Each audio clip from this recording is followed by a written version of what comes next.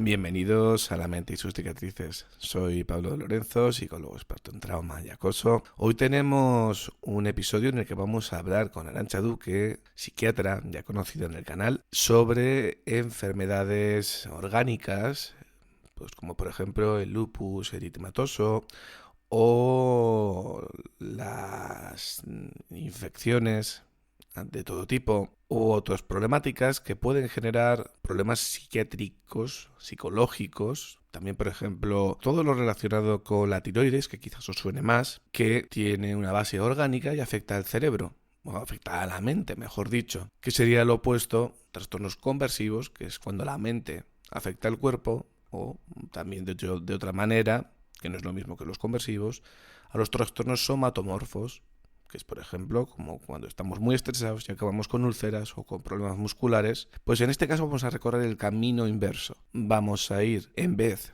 de cuando la mente enferma al cuerpo, de cuando el cuerpo enferma a la mente. Vamos con nuestra querida Arantxa a este pequeño episodio un poco técnico, pero muy entretenido a nivel de contenido. Vamos con la entrevista.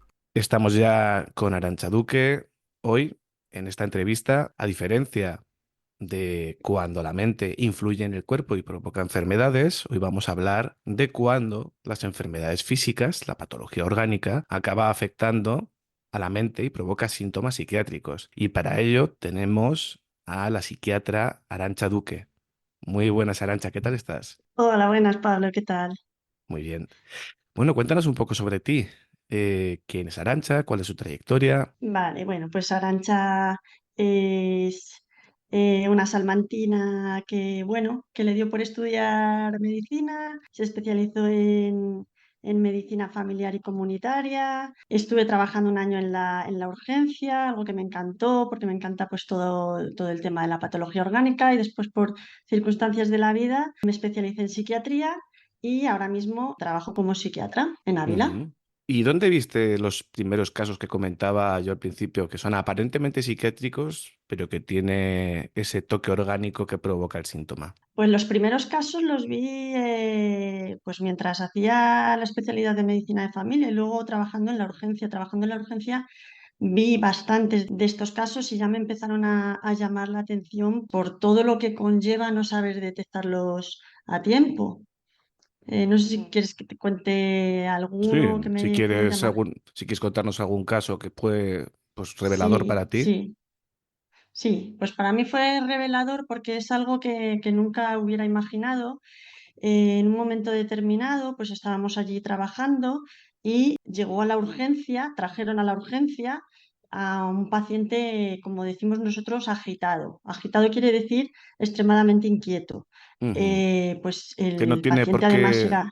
que no tiene por qué ser agresivo, Ujú. ¿no? No tiene por qué ser agresivo, pero cuando una persona está tan agitada, entra en un estado confusional en el que no tiene el control sobre lo que hace. Entonces, a veces sí que hay una heteroagresividad que llamamos o autoagresividad, cuando es hacia uno mismo, no con esa finalidad de hacer ningún daño, sino por una causa ajena al paciente. Está Vale. como enajenado, por decirlo de alguna manera. Pues eso, llegó muy agitado, pues braceando, dando patadas, dando muchos gritos. Entonces, lo primero que piensas es pues a lo mejor tiene una patología psiquiátrica que se ha descompensado muchísimo, porque a veces pueden llegar así, otras veces no.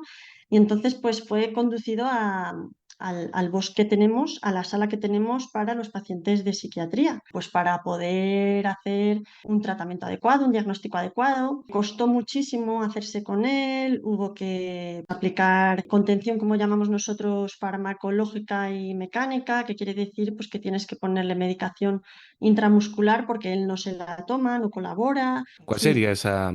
Entiendo que la contención física es pues las tiras o con lo que se le sí. ata. ¿Y cuál sería la Sí. medicación de contención en general? Pues cuando no sabemos qué es lo que le está ocurriendo al paciente, normalmente ponemos lo que llamamos antipsicóticos intramusculares. Se pueden poner benzodiazepinas, que son como los ansiolíticos, o se pueden poner antipsicóticos. Cuando no sabemos bien qué le está ocurriendo, ponemos el antipsicótico porque la benzodiazepina hay algunos cuadros que los puede empeorar. Entonces siempre tiramos por el antipsicótico. Hay muchísimos tipos, haloperidol, risperidona. Entonces cuando ya pudo calmarse un poquito es cuando se le pudo pues hacer una extracción de sangre y bueno, pues unas pruebas complementarias, ver si tenía fiebre, cómo tenía la tensión arterial, cómo tenía la frecuencia cardíaca, etcétera, lo que se pudo. Y cuando empezaron a llegar los parámetros de la analítica, vimos que tenía la glucosa en sangre bajísima, muy baja, o sea, una cifra muy baja, casi, casi incompatible con la vida. Entonces, claro, pues ahí se dio la voz de alarma, rapidísimamente se trasladó a ese paciente a una unidad que se llama de recuperación, es como una unidad de observación más intensiva y se le llevó ahí pues porque ese paciente estaba peligrando su vida en ese momento, había que reponer la glucosa en sangre. Y claro, a mí me impactó mucho porque dije, hemos dado por hecho algo, un diagnóstico o una condición y es otra cosa. Y la vida de este paciente ha estado corriendo peligro y no nos hemos dado cuenta porque él venía dando voces y hemos pensado que era una agitación por un cuadro psiquiátrico. ¿Qué pasa? Pues que las hipoglucemias, o sea, la glucosa baja en sangre, pueden producir agitaciones importantes, entre otros cuadros que se llaman neuropsiquiátricos. Que el cerebro se queda sin su alimento, se queda sin la glucosa.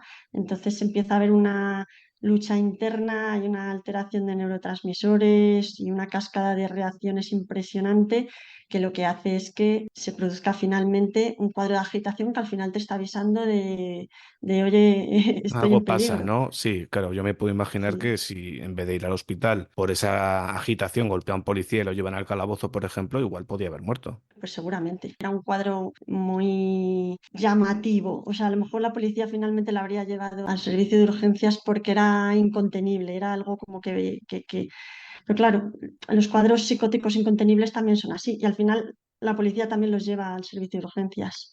Ujú, muy interesante.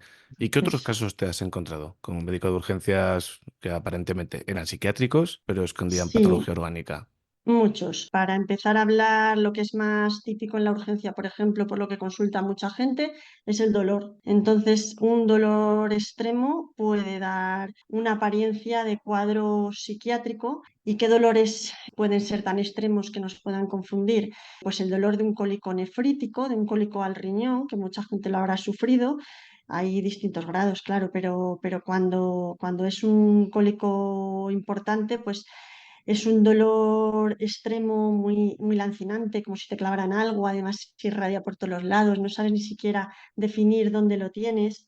Entonces Ujú. eso confunde mucho al facultativo que está enfrente y que está intentando saber qué le pasa al paciente. Realmente se llegan a agitar también. Hay otro tipo de dolor que a lo mejor lo habéis escuchado es la rotura de un aneurisma. Además, ese es también muy importante actuar muy rápido, pues porque la vida de la persona está en juego porque se desangra por dentro, Ah, ¿no? pero la rotura del aneurisma provoca dolor. A veces sí, a veces no.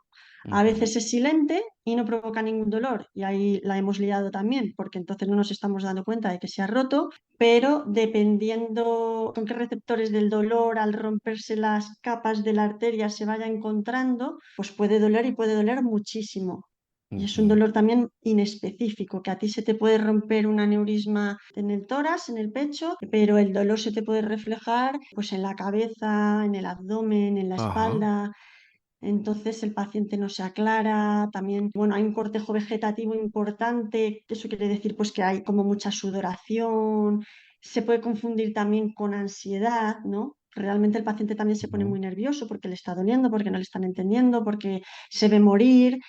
Entonces, bueno, son cuadros que hasta que no das con la causa, si no es un paciente ya conocido, que ya sepas que tiene un aneurisma o que le ha pasado otras veces, pues puede tener Claro. consecuencias fatales. El dolor del trigemino también genera esto.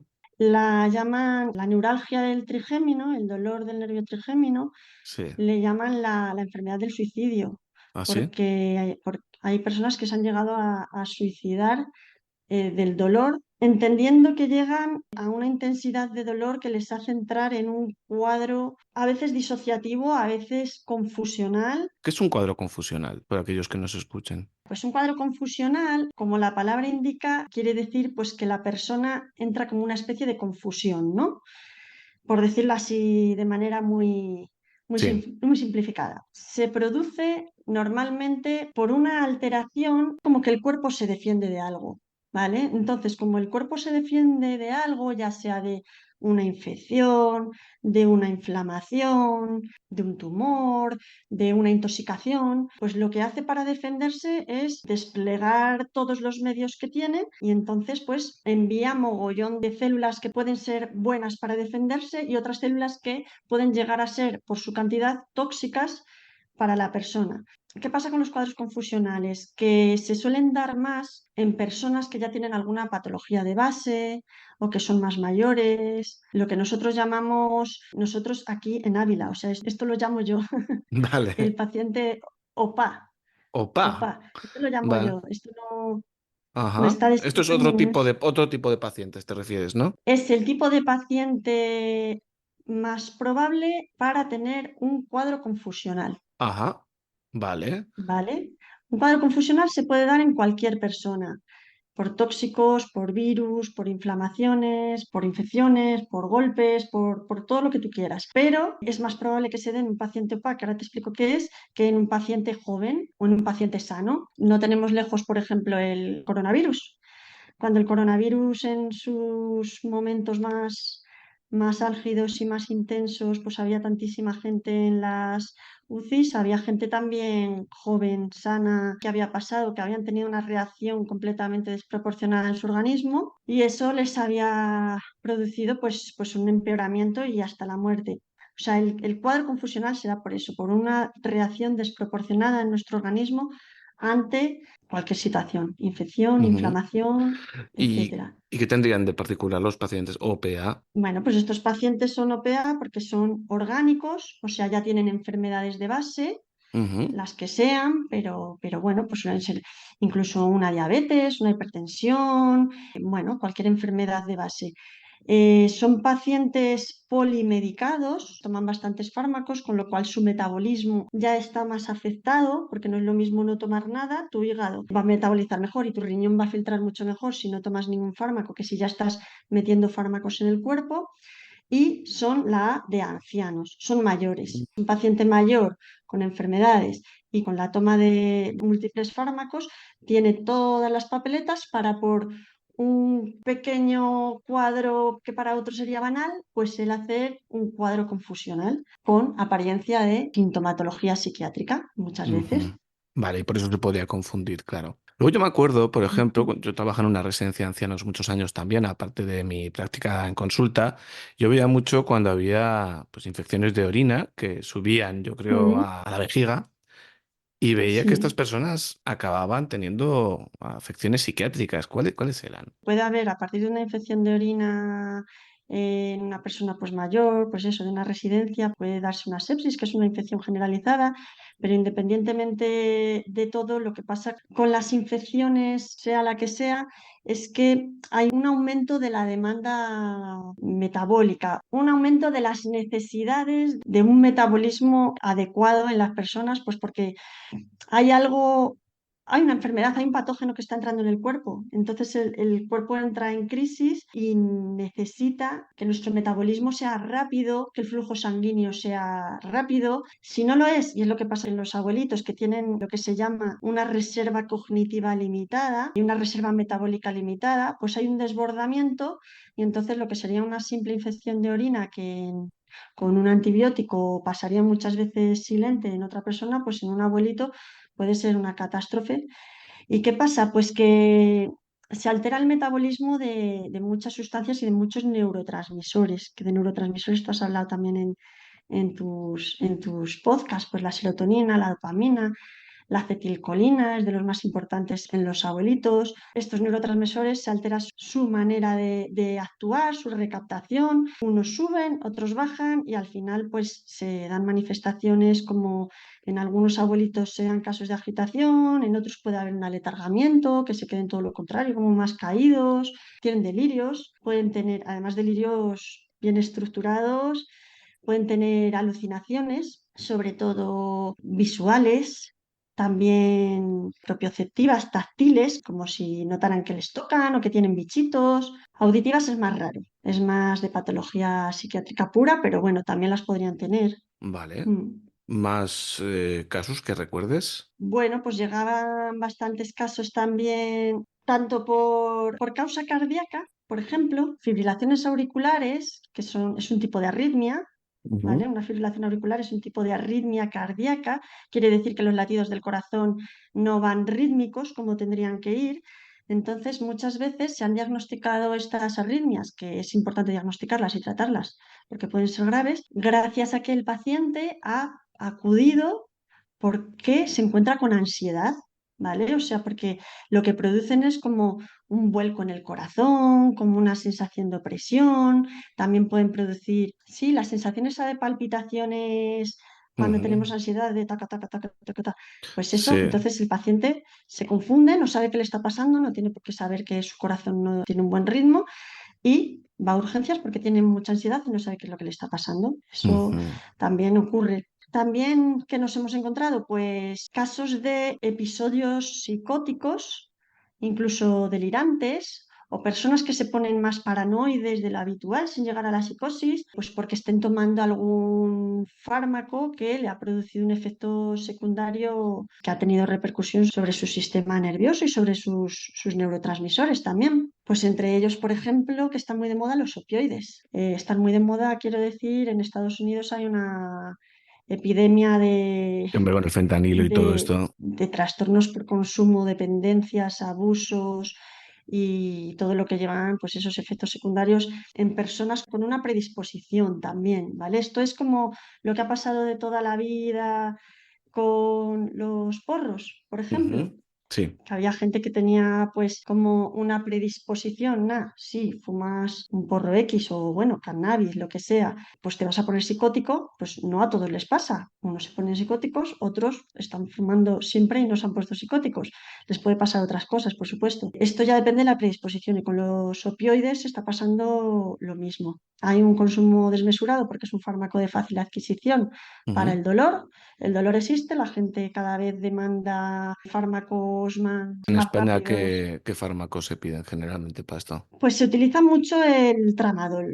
El Ajá. tramadol, no sé si te suena. Se utiliza mucho el tramadol, el fentanilo, la oxicodona, pero yo diría que el que gana por goleada es el tramadol. Se receta muchísimo porque además hay un compuesto que es tramadol con un poquito de paracetamol que parece que lo hace como más inofensivo, más inocuo, pero todo esto hay que recetarlo con mucha cabeza y al igual que se receta y se prescribe, hay que deprescribirlo. No podemos dejar al paciente eternamente con el tramadol porque podemos ocasionarle un trastorno por dependencia. Claro, habría que hacer una desescalada, ¿no? ¿Y qué pasa con todos estos pacientes, como los que has comentado de las fibrilaciones, los pacientes Mm, SOPA, lo de la infección de orina? ¿Qué mm. tratamiento tienen? ¿Se van a casa, ingresan, se trata la patología orgánica y ya se va el Sí, síntoma psiquiátrico? el tratamiento es global. Hay un tratamiento de la patología orgánica que está por debajo, por supuesto, siempre que se haya llegado a diagnosticar, pues eso, pues un antibiótico o un antiinflamatorio, un analgésico, lo que sea. Y luego también muchas veces ese síntoma psiquiátrico no mejora solo con empezar a hacer un tratamiento orgánico, sino que queda instaurado en el tiempo pues unos días.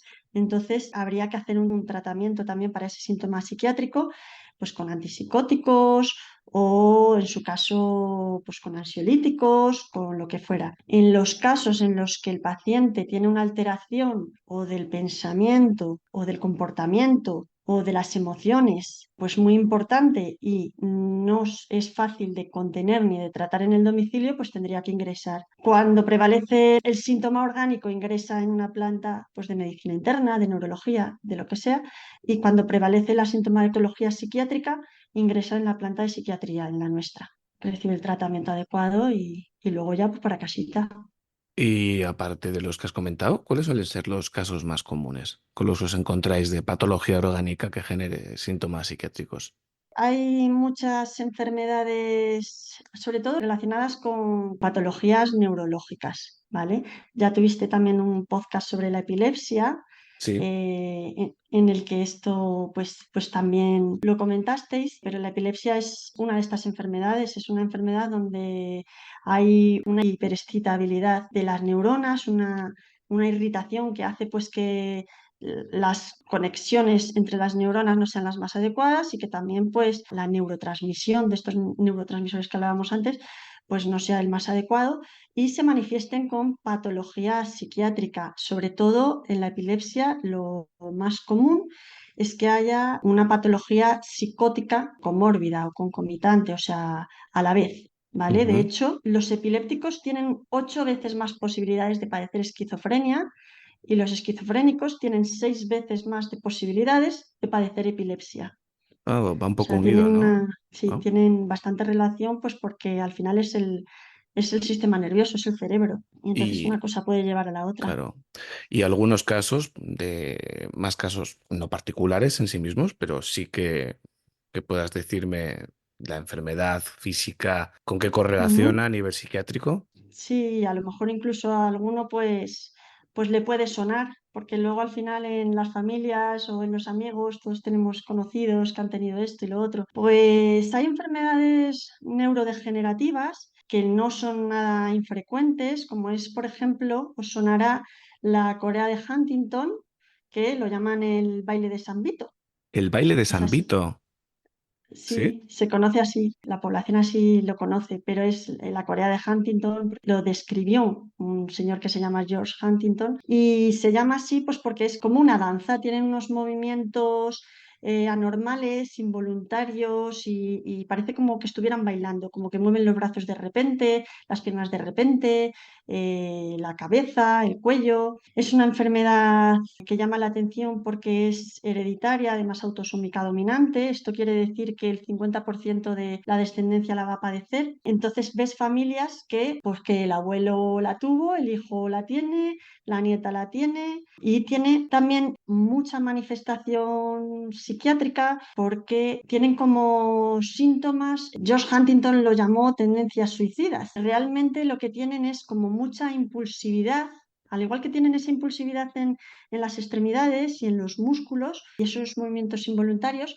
pues tienen como una impulsividad a nivel de control cognitivo y entonces a veces pues tienen unos pensamientos que los llamamos intrusivos. Intrusivo quiere decir pues que son como intrusos, que no les gustan, que no les parecen bien, que no quieren esos pensamientos, pero se les meten en la cabeza, que pueden estar relacionados con la muerte y entonces pues la enfermedad les lleva a tener conductas impulsivas, pues de darse cabezazos, de tirarse a los coches, de tirarse por una ventana y realmente ellos no quieren matarse, que cuando hay un momento de tranquilidad y se puede hablar, ellos no tienen una ideación autolítica clara, pero tienen un cerebro que parece que va un poco de por libre, al igual Sí, que sí, van sí. de por O libre sea, pero no pueden sus controlar músculos, esos, no lo pueden esos controlar. cabezazos, esas cosas. Ha habido No, también no. que la enfermedad por cuerpos de Levitt te provocaba bastantes cositas, pero no me acuerdo qué. Es una enfermedad que podría estar a caballo o se podría entender como si fuera una demencia, pero también con Parkinson, que el Parkinson lo conocemos todos, o sea, altera pues eso, vías dopaminérgicas que se llaman, y alteran un poco los movimientos, altera la cognición, pero también al afectar a la dopamina, a las vías dopaminérgicas, puede llevar en sí alucinaciones visuales, delirios también, pero alucinaciones visuales es súper, súper común. Hay otro tipo de enfermedades, por ejemplo, que pueden aparentar ser enfermedades psiquiátricas y realmente son orgánicas, como son las infecciosas. Entre ellas, pues alguna que nos puede llamar la atención es lo que llamamos la neurosífilis. Como la Casi todos. enfermedad de transmisión sexual. Eso es, todos conocemos lo que es la sífilis, que está producida por una bacteria, por el Treponema pallidum, eso no sé si lo sabemos, pero bueno, ya aprovecho y digo, pues eso, que es una enfermedad bacteriana que tiene distintas fases. ¿Y qué es lo curioso de la neurosífilis? Pues que se presenta en muchas ocasiones unos 20 años después de lo que ha sido la primoinfección o la primera infección, ¿vale? O sea, tiene como distintas etapas, entonces la persona primero pasa por lo que es la enfermedad de transmisión sexual y bueno, pues tiene sus manifestaciones a nivel local, luego a nivel general y parece que está recuperada y con el paso del tiempo pues de repente comienza a tener, por ejemplo, un cuadro de que nosotros llamamos un episodio maníaco, ¿vale?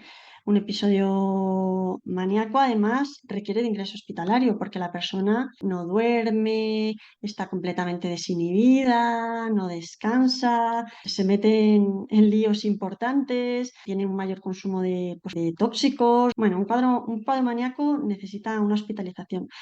Nosotros, siempre que ingresa un paciente, de hecho, tenemos por protocolo pedir una analítica general, donde una de las cosas que pedimos siempre es una batería de enfermedades infecciosas, serológica, donde pedimos los anticuerpos tanto para VIH como hepatitis C y treponema pallidum, ¿vale? O sea, es algo que nos hemos encontrado con tanta frecuencia, no todos los días, pero sí con una frecuencia bastante importante como para hacer un despistaje nada más que llega un paciente con un episodio maníaco del tipo que sea conocido, no sea conocido, siempre. Porque hay veces, tuve un caso de una paciente que era una paciente bipolar conocida, esto quiere decir pues que ella ya tenía sus episodios maníacos por su trastorno bipolar Sí. y sus episodios depresivos. Ingresó por un episodio maníaco que no mejoraba con los tratamientos habituales que utilizamos para estos cuadros, nos llevó a la sospecha. Volvimos a pedir una batería de pruebas infecciosas y salió pues, positiva para el treponema pallidum, es decir, tenía una neurosífilis. En este caso, la paciente había sido contagiada hacía muchísimos años por su pareja y había pasado una infección silente, o sea, ni siquiera había tenido un cuadro de sífilis al uso, ¿no? Hace muchísimos años. Entonces, bueno, pues esto la pilló a ella por sorpresa y a todos se trató adecuadamente con la penicilina y mejoró. Entonces, pues nunca podemos dar nada por hecho, ni siquiera en los pacientes ya conocidos y que ya tienen síntomas psiquiátricos, se pueden solapar unos con otros. Muy curioso, sí, sí. Y más enfermedades así que pueden un poquito engañarnos, pues tenemos las autoinmunes, las reumatológicas, tenemos, también es muy conocida pues seguro que por todo el público, el lupus eritematoso sistémico, ¿Qué es eso? porque, Sí, yo no lo conozco. ¿no? El lupus, No. pues el lupus es una enfermedad autoinmune que es frecuente. A ver, están afectados, según los libros, 9 de cada 10.000 personas, es decir, casi una de cada 1.000. Entonces no es infrecuente, ¿vale? Ujú. Nosotros sí que nos la encontramos. Y en las consultas de reumatología hay muchísimas personas afectadas por lupus. Es una enfermedad que afecta sobre todo a las articulaciones. Es una enfermedad autoinmune, quiere decir pues que nuestros propios anticuerpos se vuelven en nuestra contra y producen una inflamación, pues eso, de nuestras articulaciones, atacan a nuestros órganos, atacan a nuestras vísceras y, como no, pues también atacan a nuestro sistema nervioso central y a nuestro cerebro. No siempre. Hay síntomas neuropsiquiátricos dentro del lupus, pues en un 30-40%, que es un porcentaje bastante elevado. Se manifestarían en muchos casos con episodios depresivos bastante importantes, en otros casos también con episodios maníacos, ¿vale? Tira mucho por lo afectivo que llamamos. Lo afectivo pues es esto, cómo está el ánimo, si está bajito, estamos deprimidos, si está muy alto, estamos eufóricos y llegamos a la manía.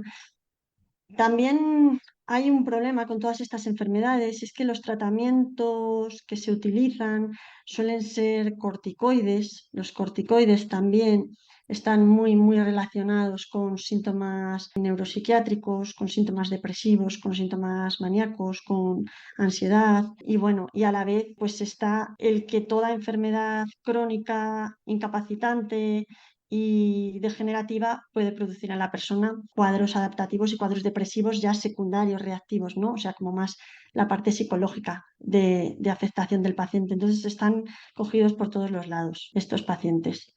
¿Alguno más te podría Yo contar? había oído Sí, algo de manía por acné o algo así. sí. ¿Me puedes contar un poquito sobre eso? Sí, no es que el acné, no es que los granos produzcan cuadros maníacos, pero sí que es verdad que el tratamiento con el que habitualmente se ha tratado el acné severo, el acné importante, aunque a veces pues yo creo que se ha utilizado como, se ha sobreutilizado este tratamiento, la isotretinoína, no sé si te Ujú. suena, Sí, no sé si se pueden decir nombres comerciales aquí. el Roacutan, sí, no hay ningún Eso, problema. sí, vale, Sí, vale. yo El conozco Roacutan de toda la vida. un conocido que lo utilizó y me decía que no podía ni beber alcohol, ni usar X cosas, ni que le diese el sol. Era como muy demandante ese fármaco.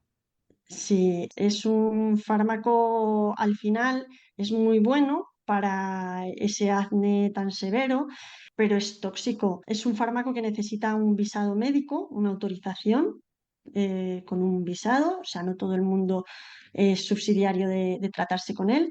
Si tienes antecedentes psicológicos, psiquiátricos, no te lo van a pautar.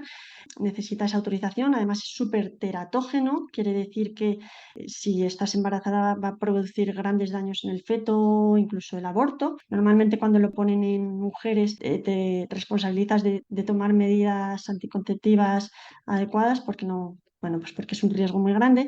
Y bueno, pues es un tratamiento agresivo y como agresivo que es un retinoide, atraviesa la barrera hematoencefálica y actúa sobre el sistema nervioso central y en personas con esa predisposición de la que también hablábamos antes, puede producir cuadros muy importantes, ya no solo de depresión, incluso ha habido autolisis, ha habido suicidios en personas que han estado tomando este tratamiento, pero puede haber agitaciones, puede haber cuadros maníacos. En la planta de psiquiatría sí que hemos tenido, yo he conocido dos casos, dos personas que han ingresado con episodios maníacos por el uso de este fármaco. Entonces, bueno, Joder. pues hay que ponerlo con bastante cautela. Son reacciones de tipo que nosotros llamamos idiosincrásico, o sea que depende muchísimo de la predisposición, tanto genética como personal de la persona, ¿vale? No a todos les va a pasar, no todos los que ahora estéis tomando Roacutan entréis en pánico porque, bueno, pues hay mucha base genética y personal que es la que está influyendo para que tenga estas consecuencias. Y entiendo que tendréis como una serie de reglas súper importantes, como unas reglas de oro para distinguir Ujú. cuadros psiquiátricos de orgánicos. ¿Es así? Sí. Así es. Es verdad que no son completamente definitorias ni al 100% funcionan, pero bueno, sí que es verdad que, por ejemplo, en relación a un cuadro psicótico que se presenta con alucinaciones, las alucinaciones auditivas, pues lo que es oigo voces que me amenazan o comentadoras de actividad o que me dicen lo que tengo que hacer, estas alucinaciones son mucho más típicas y cuadran mucho mejor en las enfermedades psiquiátricas primarias, ¿vale? En una esquizofrenia, en un esquizoafectivo, en un bipolar. Sin embargo, las alucinaciones de otros tipos, como pueden ser las visuales, las táctiles, las olfatorias, encuadran más en cuadros orgánicos. Ahí se nos tienen que encender todas las alarmas, pues a los sanitarios y decir, cuidado que aquí debajo puede haber algo y algo importante de tratar pues un delirium tremens en un alcohólico. Otra regla bastante fiable es la de distinguir los síndromes confusionales de cualquier otro cuadro psiquiátrico. En un confusional, que hablamos antes de ellos, que vienen casi siempre determinados por un cuadro orgánico de base, la orientación va a estar alterada. Sin embargo, en un paciente que llega delirando, que podría parecer cualquier otra cosa, pero que sabe en qué día estamos, sabe quién es, sabe dónde estamos, es decir, la orientación en persona, en espacio, en tiempo, si la tiene conservada, es muy probable que sea una enfermedad psiquiátrica primaria, ¿vale? En una esquizofrenia no tiene por qué desorientarse, puede estar delirando, pero no tiene por qué estar desorientado para nada. Sin embargo, un cuadro confusional, como ya no sepan dónde están, qué día es o quiénes son, cuidado, Ujú. alarmas. Vale, es un indicador importante. Hmm. Y dada esa importancia también, ¿qué importancia tiene distinguir que sea orgánico o que sea psiquiátrico? Pues para nosotros la importancia es vital, porque si un paciente, por ejemplo, con un cuadro orgánico importante y grave, que además no estamos viendo porque está presentando como primeros síntomas unos síntomas psiquiátricos, lo que vamos a hacer, lo vamos a ingresar en la planta de psiquiatría, no le vamos a dar a lo mejor el tratamiento adecuado y esa persona puede enfermar muchísimo, puede ponerse muy grave y puede morir. Hemos tenido algún caso, gente, por ejemplo, pues que llega a la urgencia, que ya es un paciente psiquiátrico previo y entonces pues vienen con una sintomatología pues o bien delirante o bien, por ejemplo, tuvimos un caso de alguien que decía que no veía, y como había presentado cuadros de como ceguera histérica previamente, que es como no tiene repercusión orgánica, ¿vale? La ceguera histérica es más psicológica. Como había tenido cuadros previos de este tipo, pues se presupuso que era un cuadro psiquiátrico y al final se puso esa persona muy malita. En pocas horas le hicimos un TAC cerebral y tenía una hemorragia cerebral occipital, que es la zona pues que determina también que podamos ver, ¿no? Las vías Ujú. nerviosas desde donde vemos. Y entonces esa persona pues, tuvo un desenlace fatal. No habríamos llegado a tiempo, no se habría podido hacer nada seguramente, pero bueno, Pero todo siempre hay que indicaba tenerlo. a lo psiquiátrico, por lo Eso, menos por tradición de esa persona, claro, por claro. inercia. Y así pues muchos cuadros, muchos. Y como psicólogo, ¿me podrías dar Sí, algunos consejos de algunas enfermedades que pueden provocar sí, síntomas? Un poco sí. de enfermedad, o sea, enfermedad y qué puede provocar. Sí, sí, en la consulta os podéis encontrar personas que a lo mejor sí que van con un cuadro depresivo, o con un cuadro ansioso, pero que puede estar exacerbado muchas veces por otras enfermedades que son mucho más comunes de las que te he hablado hasta ahora. Por Ujú. ejemplo, las anemias, ¿vale? Las anemias pueden producir la falta de hierro, te puede meter en un estado depresivo o empeorar una depresión. Las enfermedades tiroideas. Es muy frecuente el hipertiroidismo. Hay mucha gente que cuando tiene el tiroides un poco descontrolado, el exceso de hormona tiroidea les hace percibir un estado de ansiedad importante también. O el déficit de hormona tiroidea te mete en un estado depresivo. Sí, ¿no? Entonces, bueno, yo Ujú. siempre preguntaría pues por las enfermedades que tiene ese paciente o si le han hecho una analítica reciente donde eso hayan hecho un despistaje de anemias, de hormonas tiroideas. Lo que te contaba antes de las arritmias cardíacas, también hay personas con extrasístoles Sí, que sí. son como, Sí, como latidos como más potentes que lo notan. sí, Claro, al final yo sí, entiendo también que mucha gente, habrá algunas personas que sí que sientan que tienen ataques de pánico o amagos ujú, de ataques de pánico y realmente tengan una patología orgánica de base. Pero sí, bueno, sí, sí, sí, sí. que nadie se alarme. Con las anemias y con, que esta no te la he comentado y yo creo que sí que es también muy frecuente con el exceso de hierro. El exceso de hierro también puede producir ansiedad, que es lo ¿Así? que llamamos hemocromatosis, Ah, esa enfermedad que se trata con, son flebotomías, pero antes lo llamaban sangrías, que te sacaban sangre ah. porque tenías un exceso de sangre. Esas enfermedades muchas veces debutan con síntomas de ansiedad. La persona consulta por ansiedad, sobre todo sin una razón, sin una causa justificante, y a través de una analítica, pues se llega al diagnóstico. Vale, eso sería el Mm. exceso de hierro. Sí, sí, sí, Sí, sí. la hemocromatosis que se llama. Y se cura con la sangría. Sí, No sangría de beber, ¿eh? haciendo, no, Haciendo un tajo y dejando que fluya. sí, sí, sacando sangre primero semanalmente incluso. Además es Ah, gente que la ves que es rojita, que tiene chapetitas, así como así, les ves que ¿eh? dices, uy, parecen como Heidi. Que tiene Sí, plaquitas como rosáceas o así. sí, no llegan a ser como una placa súper definida, pero están más rosaditos. Y de hecho, cuando ya les empiezan a tratar y les hacen las sangrías, se les queda un color de piel más normal. Muy interesante. Y ya un poco para ir terminando, ¿qué pruebas complementarias Ujú. soléis pedir para cuando tenéis que hacer un primer despistaje orgánico? O sea, ¿qué baterías soléis pasar? Esto es un Sí, poco más sí. médico-técnico, pero es interesante también.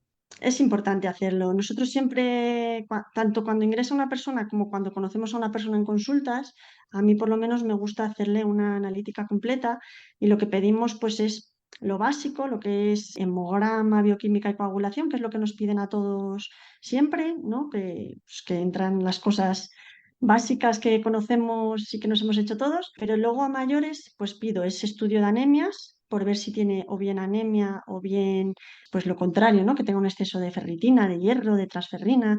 Pedimos la serología, como hemos hablado antes, para VIH, para hepatitis B, hepatitis C y treponema pallidum, el de la sífilis. Y pedimos siempre, indispensable, hormonas tiroideas, porque ahí nos llevamos también muchas sorpresas con las hormonas tiroideas. Pedimos un electrocardiograma, porque también nos hemos llevado alguna que otra sorpresa para ver el ritmo cardíaco, además que no cuesta nada, es inocuo y no cuesta nada.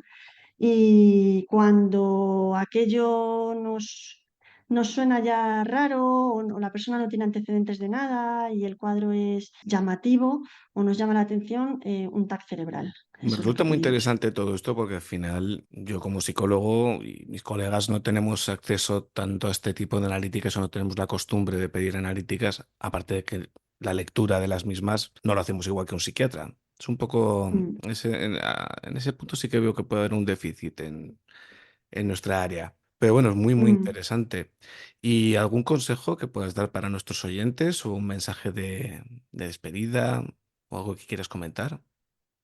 Sí, bueno, mensaje, pues sobre todo mensaje de calma, porque hemos hablado pues de patologías que yo considero frecuentes, pero dentro de toda la cantidad tremendísima de patología que veo. Entonces, pues calma, porque no siempre detrás del síntoma psiquiátrico va a haber algo orgánico.